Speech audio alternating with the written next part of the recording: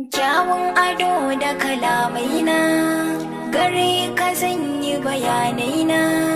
sirrin da ke a cikin raina gare ka zan bayyana. San ki a rai ya tsamani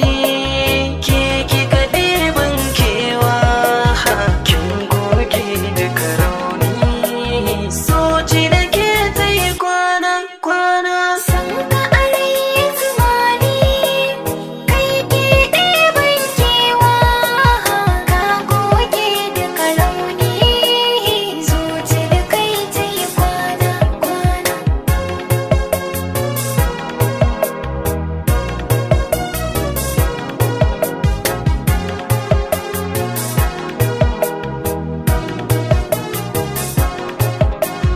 Karba akalata jani kai nagarin so daɗi doshi harabarta naga akwai ta da tarin faɗi zuciya na ta faɗin ke ce ya ki ta homi taɗi kalli ina ta zumuɗi kar da ke ce ne kauɗi bani guri na zama a zuciya in shiga babu fita. Na amsa na ji kalaman ƙauna sun da kirai hantata na daga san ruhina soya wuyayi min rana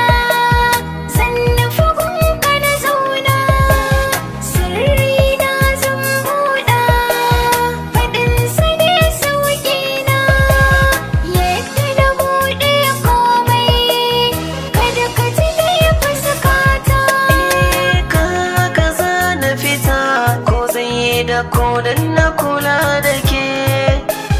rai da jiki na hada mallakin ki ne ba su rabo da ke gaskata duk zancen da na yi miki ban rayuwa sai da ke na rasa me ya taban shakar numfashi na ma da kyar nake kisan ke ce sanadi samun ki kawai shi ne